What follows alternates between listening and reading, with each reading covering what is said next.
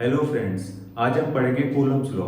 Coulomb's law में दो charges के बीच में जो इंटरेक्शन होता है, जो आपस में एक दूसरे पर फोर्स लगाते हैं, वो फोर्स के बारे में बताया जाता है। ये बात है ईयर 1785 की, जब चार्ल्स ऑगस्टिन कूलम,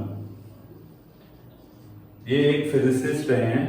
इन्होंने क्या बताया कि जब दो चार्जेस पास में रखे होते हैं, बहुत ज्यादा दूर डिस्टेंस ना हो, तो उनके बीच में जो फोर्स होती है, सपोज दो चार्जेस हैं, इनके बीच का डिस्टेंस है r, तो इनके ऊपर जो फोर्स लगती है F, वो फोर्स इनके चार्जेस के मैग्नीट्यूड के प्रोडक्ट के बराबर है। मतलब दोनों के मैग्नीट्यूड को मल्टीप्लाई कर दो, Q1 इंटू Q2। दूसरी बात ये बताई कि ये फोर्स इनके डिस्टेंस के स्क्वायर के इनवर्सली प्रोपोर्शनल है, मींस प्रोपोर्शनल टू 1/r²। इसको इनवर्स स्क्वायर लॉ भी कहते हैं, इनवर्स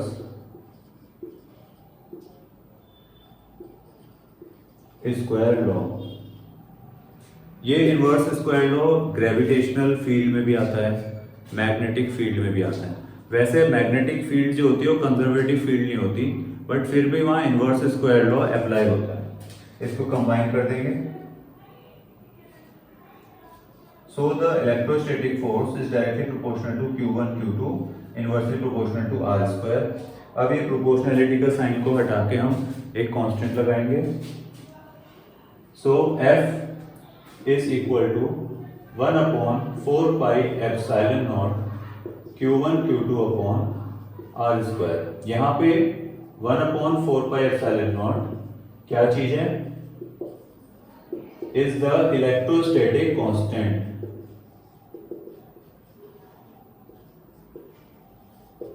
और इसकी वैल्यू कितनी होती है?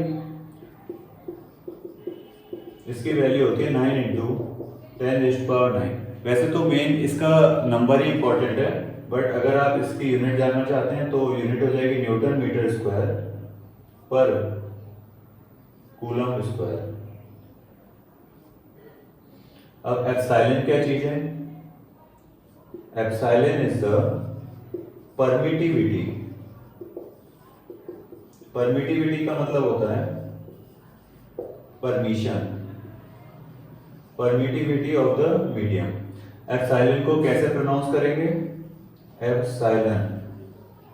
ये एक ग्रीक लेटर है, तो वहां से इस सिंबल को लिया गया है। परमिटिविटी का बेसिक मीनिंग होता है, जैसे सपोज दो चार्जेस रखे हैं, तो इनके बीच में जो मीडियम आ रहा है वो कुछ भी हो सकता है।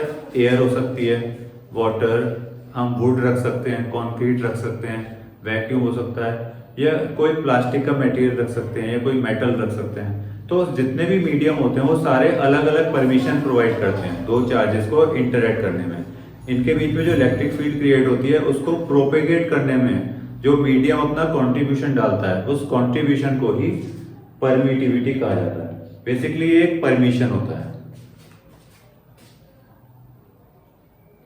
फ्री स्पेस के लिए, फ्री स्पेस मतलब वैक्यूम या फिर एयर, एप्सिलॉन नॉट कहते हैं इसे। एक छोटा सा यहाँ पे सर्कल लगा देते हैं, एप्सिलॉन नॉट। तो एप्सिलॉन नॉट की वैल्यू आपको याद करनी होगी 8.85 इंटू 10⁻⁻12। और इसकी यूनिट कितनी हो जाएगी? ये जो भी यूनिट है इसका जस्ट रिवर्स, इसका जस्ट उल्टा हो जाएगा। तो newton inverse metre -2 coulomb square, ऐसे लिख सकते हैं। वैसे ये वैल्यूज आपको बोर्ड में जो क्वेश्चन पेपर आता है उसमें स्टार्टिंग में 8 to 10 कांस्टेंट्स की वैल्यू दी होती है, तो वहां पे ये वाली वैल्यू मिल जाती है, ये वाली वैल्यू मिल जाती है। दोनों वैल्यू वहां पे ऑलरेडी गिवन होती है। इसके बाद Coulomb's law in vector form, मतलब कूलम्स लॉ को अगर वेक्टर के फॉर्म में स्टेट करना हो, समझना हो, रिप्रेजेंट करना हो, तो वो कैसे करेंगे? बेसिकली इसमें कोई ऐसा प्रॉब्लम वाली बात नहीं है। हम यहाँ पे लिखेंगे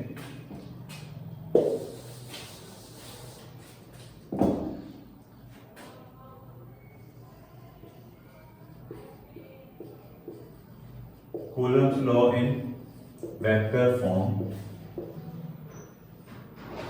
तो force on Q1 due to Q2, Q1 पे फोर्स निकालना है तो इसका सिंबल हो जाएगा F12, वेक्टर लगा देंगे।